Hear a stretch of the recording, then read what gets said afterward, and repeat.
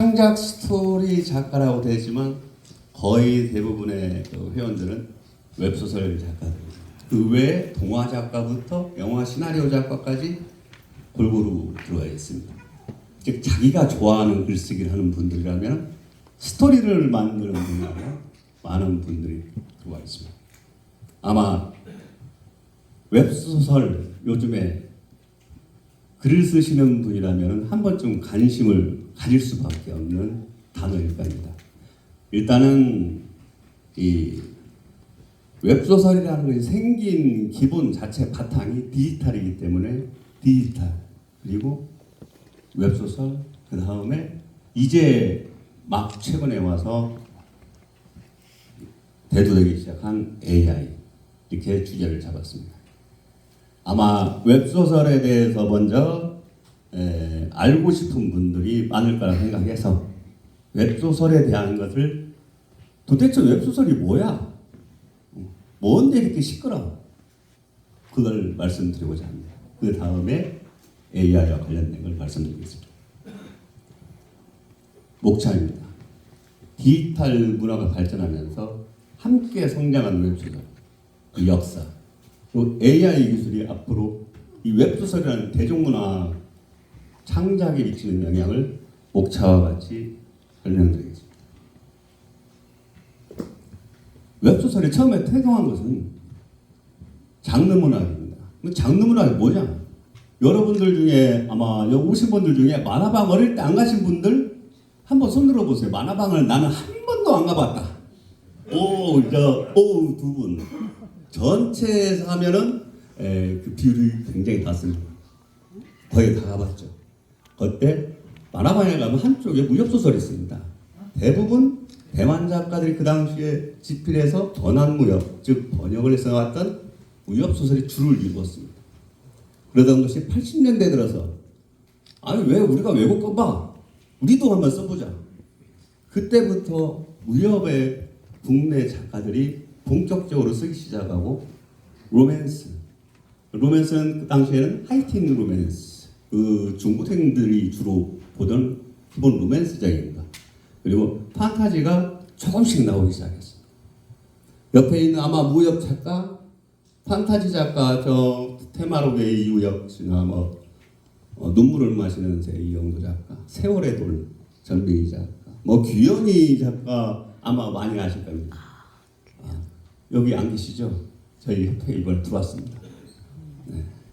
그리고 이제 백묘 작가도 아마 드라마에서 많이 했던 분들이고. 그렇게 태동하던 것이 90년대에서 도서대전이 생겼습니다. 이 도서대전이 열리면서 다양한 장르의 문학, 소설들, 대중문학들이 모여들기 시작합니다. 그런데 여기에서도 단점이 드러나죠. 이 단점이 쉽게 말해서 책만 찍으면 나가 팔려. 그러다 보니까 질이 떨어지는, 좀 제가 글을 쓰면서 질이 떨어진다고 좀 하기가 뭐하지만 실질적으로 복사붙이기 관련된 이런 좀 안 좋은 영향이 미치는 오로지 금전만 바라고 나온 책들이 자주 나오면서 이 많은 양판소라는 말이 나올 정도로 이렇게 많이 나옵니다. 물론 그게 다가 아닙니다. 진짜 열심히 노력해서 내 마음에 든 나만의 작품을 만들겠다고 노력하는 작가도 무수히 나오기 시작합니다. 시장이 형성되니까 나오기 시작합니다. 그런데 2000년대 들어서 PC게임, 스마트폰 등장하면서 무너지기 시작합니다. 어떻게 보면 참 아이러니하죠. 디지털이 나오면서 무너집니다. 저희는 그 시절을 장소의 암흑기라고 합니다. 거의 몰락해서 절대 지하 1층 이상은 밑으로는 안 내려갈 거다 했는데 지하 2층도 있고 그래 이제는 다시 반등을 할 거야. 알고 보니까 지하 3층도 있습니다.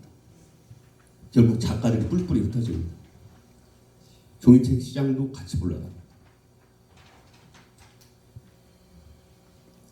그때 또 이 디지털이 또 역할을 합니다. 전자책 플랫폼 북토피아 같은 경우는 나타났다가 무뎌지면서 사라집니다. 그 이후에 다시 바로북이나 북치고 리디북스, 아마 리디북스 같은 경우는 이름 많이 들어보셨을 그 무료연재 플랫폼으로 이 문피아 조아라 로망티카 나옵니다. 말 그대로 연재입니다. 무료로 연재하는 사이트. 지금 웹소설 형태의 기본 형태가 여기서 갖춰지기 시작합니다. 그러다가 2012년 네이버 웹툰에서 딱 보니까 이거 돈 좀 되겠군. 손님 좀 끌어오겠는데 해서 작가 10명을 데리고 웹소설을 시작합니다. 웹소설이라는 단어는 이때 등장을 합니다. 실제 어떤 미리 있던 단어가 아니라 네이버 웹툰에서 웹으로 보는 만화가 웹소설, 웹으로 보고 웹에다가 올라가는 소설. 그때 당시에 이걸 다 무료로 풉니다. 열매자 미리 작품 돈을 주죠. 트래픽 비용 자기들이 버니까. 그래서 작가들끼리 싸움이 납니다. 공짜로 보니까 세상에 내 걸 공짜로 파냐? 안 된다. 돈 받아야 한다. 양쪽이 싸웁니다. 근데 저는 찬성하는 입장이었습니다. 왜? 첫째는 우리가 먹고 살 시장이 커져야 한다. 시장이 커지면 그 다음에 뭐든지 할 수 있다. 좀 있으면은 보여드리겠지만 그 효과가 보이게 됩니다. 2013년에 카카오 페이지도 이거 되겠거든요. 사실은 카카오 페이지가 웹소설 하기 전에는 문을 닫냐 마냐 했어요. 문을 닫냐 마냐 할 때 작가들이 왜 안 냐? 카카오도 해라. 그 부사장이 그래 한번 해볼까? 해서 시작을 합니다. 그것이 지금의 카카오 페이지, 카카오 엔터테인먼트의 시작입니다. 그래서 대중문학, 장르문학이 웹소설은 새로운 형태로 기지개를 펴기 시작합니다. 아까 어둠이 밝은 것이 있으면 어둠도 있고 이 디지털 시대가 되니까 웹하드, 카페, 블로그, 불법 복제 파일이 넘쳐납니다. 어마어마하게 넘쳐나서 작가들이 직접 고소, 고발, 소송하고 적게는 몇 건에서 몇십 건, 많게는 몇백 건, 몇천 건을 작가들이 직접 고소, 고발, 민사 소송으로 그 법원과 싸웁니다. 저도 제가 아마 한 것이 한 300, 400건 됩니다. 직접 판사들도 몰라요. 저작권? 이걸 어떻게 해야 돼? 얼마를 줘야 돼? 욕을 많이 먹죠, 작가들이. 자기 작품을 뺏겼는데 그 뺏어간 사람들은 카페에 만들어서 대응책을 세웁니다. 무조건 가서 잘못하면 빌어라. 뒤에서 욕을 해도 대놓고 씁니다. 작가 새끼들한테 엿먹이는 방법. 그래서 그런 카페가 생깁니다. 그리고 작가들은 합의금 장사를 하냐 이런 소리까지 듭니다. 그래. 그래서 저희 위에 보면은 15년까지라 되어 있죠. 국가에서 삼진아웃제를 시작합니다. 30건이 불법으로 돌던 40건이 불법에 돌던 2번까지 용서해 주잖아요. 2번까지 각각 작가들이 다 포기합니다. 대응을 포기하고. 근데 그때까지라도 이렇게 열심히 싸웠기 때문에 불법 파일들이 90%가 사라졌습니다. 그리고 개몽이 됐죠. 하면 안 되겠다. 큰일 난다. 작가들은 복사본의 돈을 안 찍습니다. 이제는 너 웹소설만 할 거야. 출판사에서 책 찍자. 안 찍어. 돈 줘도 안 찍어. 왜? 복사본을 또. 아까 디카 시절이지만 사실은 저희 복사본에 디카본이라는 게 있습니다. 디지털 카메라 하나씩 다 쳐. 타자를 그걸 다 쳐요. 아마 그렇게 공부했으면 다 유명대 들어갔을 겁니다. 학생들이. 그걸 다 손으로 쳐요. 그리고 나중에는 스캔을 떠버립니다. 책을 통째로. 그게 돌아요. 1년에 300만 부 이상의 종이책이 사실은 사라졌습니다. 그때 당시. 출판문화산업과 이야기했더니 아무것도 몰라요. 정부부처에서도 아무도 몰라요. 왜 출판은 이렇게 됐지? 출판인세, 총판, 대여전. 동반으로 해서 사라지기 시작합니다. 지금 대여점 남아있는 거 한 2만 개, 3만 개 가는 것이 지금 300개. 그럼 한 250개 정도. 그래도 이제 살만하다 했더니 게임, 영상, 유튜브 이런 것이 나와서 다시 작가들은 어려움을 겪게 되죠. 하지만 일단 웹소설이라는 틀이 만들어진 게 안착이 됩니다. 그게 한 2015년경부터 완전 안착이 돼서 유로화가 되고 장르가 다양하게 변해갑니다. 내가 어떤 글이든 난 누구든 글 쓰고 싶은 사람은 내가 재밌게 쓸 수 있으면 다 쓸 수 있다. 로맨스, 판타지, 무협 기본 틀은 같은데 각 장르마다 분리가 됩니다. 거기다 형식적인 이 다양화도 이루어집니다. 예전에는 평면적이었죠. 그것이 복합적 스토리로 변합니다. 여러분들도 아마 글을 쓰시다가 이 복합적인 것들 많이 요즘에 스토리 많이 봤을 겁니다. 영화나 어디나 보면 드라마 다 복합적이 나옵니다. 뒤에 써있는 세 글자 회, 빙, 환 아시죠? 회귀, 빙의, 환생 인간의 욕망을 원초적으로 건드리는 단어들입니다. 이게 본격적으로 스토리에 녹아들기 시작합니다. 소설에 모든 게 녹아들기 시작하고 소재도 다양하게 나오기 시작합니다. 이전에는 무협, 판타지, 로맨스, 그 다음에 그런데 의학, 기업, 요리, 법률, SF. 근데 이 장르가 나온 데 이유가 있습니다. 시장이 없으면 안 나오겠죠. 2010년에 약 150만 명 정도 저희가 추산하고 있는 2020년에 1000만 명이 넘습니다. 보통 매니아 장르를 따질 때 10%를 잡습니다. 근데 그렇다면 이게는 15만 명, 그럼 밑에는 100만 명. 15만 명일 때는 거기에서도 또 쪼개져 있으면 시장이 형성이 안 돼요. 근데 100만 명이 되니까 이거 시장이 되는데?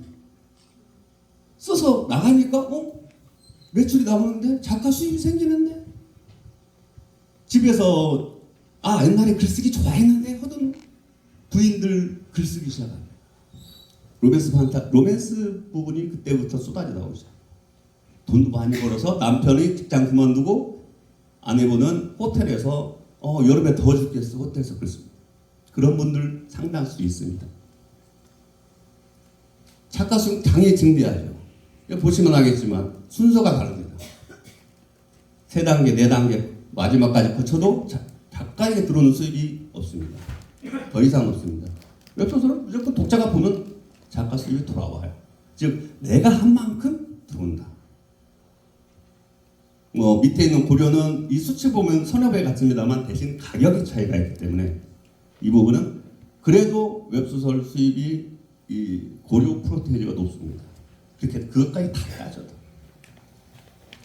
이렇게 다양한 형식, 장르 이 모든 것이 되면서 콘텐츠의 원천 스토리로 나오기 시작합니다. 2013년에는 1조 이상이 시작이 됐을 때 웹툰, 영상, 게임 이 한류 문화 콘텐츠의 천병 역할 이게 11년 됐습니다. 이제는 웹소설이 우리나라 대중문화 그 외에도 일반 문화에 끼치는 영향 이 가치에 대한 부분도 한 번쯤 다시 생각해 봐야 때가 됐다고 봅니다. 여기 나와 있는 작품들은 요 책을 내 아마 나 저 이름 알아 하는 대부분 있을 겁니다. 드라마로도 나왔던 작품들 재벌집 막내 아들 김비서가 왜 이럴까 맨 위에 달빛 조각사를 이렇게 떠는 것은 이유가 있습니다. 2007년부터 2019년까지 12년간 58권을 썼습니다. 저는 2009년 콘텐츠 생활에 들어갈 때 해리포터를 찾는다고 막 공모대전을 할 때 사실은 한국에도 해리포터가 있습니다. 단지 여러분들이 안 알아줄 뿐이죠. 왜? 장르문화는 하위문화가 아니야. 그럼 해리포터는 아닙니까? 연결권수를 제가 계산해봤습니다. 우리나라에서 독자 수로 따져서 2억 명의 독자가 봤다. 연결을 했을 때. 근데 이 95%는 다 불법 파일이라는 거예요. 저희 수치를 제가 내놨을 때 남들이 절대 안 믿었습니다. 근데 카카오 페이지에 나왔을 때 딱 달빛 도각사가 딱 업로드를 했는데 석 달이 지났을 때 그 독자 수가 500만 명이 나왔습니다. 그때는 뷰어 수가 아니라 독자 수. 카카오 페이지 나오니까 다 뭐지? 내가 보던 거야 하고 다 들어. 여기 있는 금액들을 보면은 뭐야 이거. 근데 예전엔 상상도 못했던 것이 2020년대에 들어온 것입니다. 특히 나 혼자만의 여러분 OTT 넷플릭스 보신 분은 거기에 애니로 나온 것도 보셨을 거고 엊그저께는 넷마블에서 게임으로 나와서 하루 매출 140억 올렸다고 자랑하면서 보도자료 나왔다. 10%를 만약 작가에게 10% 갖고는 14억이 되겠죠, 하루에.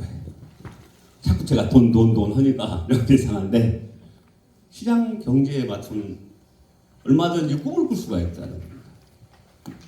시간이 많이 웹소설은 왜 성공했을까? 디지털 시대에 보조를 맞춰줬다. 어려움과 때로는 망하고 때로는 올라가고 그 독자의 니즈를 충족시켜줬다.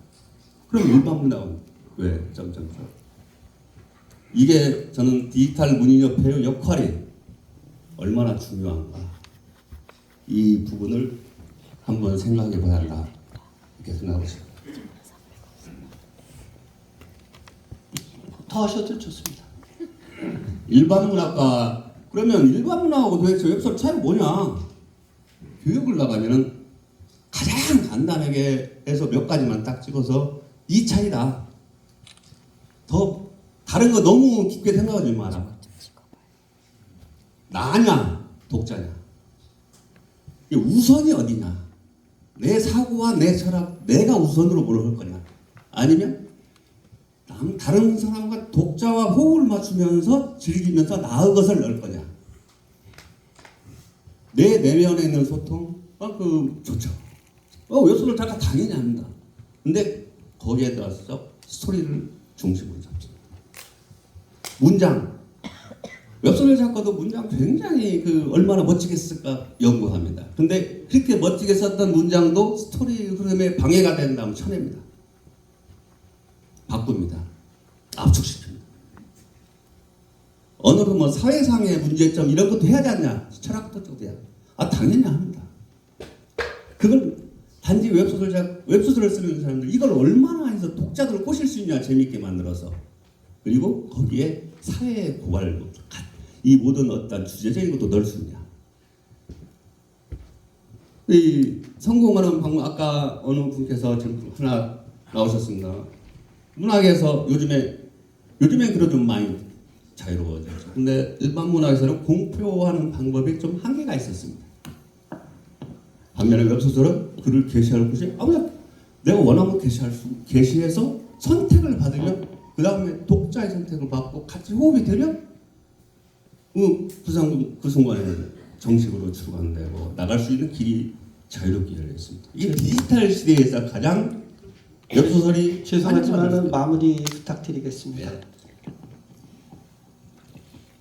웹소설 가볍기만 할까? 단순히 재미만을 위해서? 아닙니다.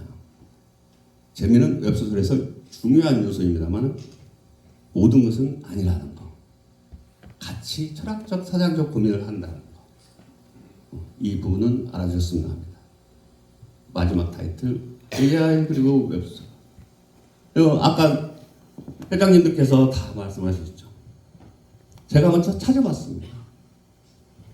알고 봤더니 73년이 몇 년도입니까? 그때부터 2100단으로 만든 AI 소설이 나왔더라고요. 저도 놀랐습니다. 안나까리데라로 만든 진정한 사랑이 2008년에 나왔습니다. 아까 말씀하신 그 일본에서 나오고 중국에서 AI-C 정식으로 발간이 된 것도 2017. 그러다가 우리나라에 KT에서 2018년에 공모전을 했습니다. 저는 이걸 보고 후배들이 물어볼 때 우린 괜찮겠죠. 문학인인데 이거 뭐 AI가 언제 따라와요? 제가 손가락을 폈습니다. 5. 5년. 기술을 갈까는 5년, 10년인데 이건 5년, 빠르면 3년, 아니면 5년이면 분명히 충격적인 일이다. 제가 점쟁이도 아닌데 작년 2023년 챕터가 딱 나오면서 바람이, 태풍이 불었죠. 그 이후로 공모전들까지 계속 열립니다. 이것은 A와 예술을 저희 소설뿐이 아니에요. 이미 음악, 아까 말씀하신 것처럼 미술, 영상, 이미 라스베가스에서 난리죠. 이미 AI가 예술 전반에 다 들어와 있습니다. 음악 유명한 작곡가도 AI로 음악을 만들고 있습니다. 이것도 벌써 뭐냐? 어디까지가 예술이냐? AI, 인간과 공존은 어떻게 되냐? 찾아봤습니다. 생각해봤습니다. 아까 앞에서 하신 것처럼 보조 역할, 그리고 교육 역할. 왜냐? AI는 분석을 어떤 많은 어떤 그 학습돼 있으니까 분석해서 작품의 수를 이런 거 파악해서 알려주는. 학생들에게 예리 학교 쫓아다니는 거 그런 것보다 이걸로만 해서 물어봐도 충분히 자기에게 맞는 어떤 학습을 배울 수 있다. 이런 쪽으로 보조를 해서 이용도 할 수 있다. 물론 문제는 저작권율. 지금 세계적으로 다 머리를 싸매고 있죠. 이걸 어떻게 할 거냐. 중요한 건 이 윤리적 기준이 설정이 돼도 설정이야 누구든 할 수 있어요. 준수를 해줄 것이냐. 어디까지가 봐줘야 할 것이고 이거 아마도 한동안 이것을 될 때까지는 많은 고민이 있을 겁니다. 자, 그림 하나를 올렸습니다. 과학의 발달은 사실 인간 상상에서 출발하고 저는 그 상상 너머로 나아간다라고 문장을 잡아봤습니다. AI가 기술적 능력은 뛰어나도 인간의 예술론까지는 갈무리하지 못한다. 그럼 우리는 이 AI를 어떻게 막을 수 없다면 어떻게 해야 돼? 옆에 그림 보시면 이정원 선생님께서 예전에 그린 겁니다. 여기 보시면 이게 핸드폰입니다. 핸드폰. 전기자동차, 핸드폰, 비대면 치료, 에드케어, 컴퓨터, 태양열, 이게 언제 나왔을까요?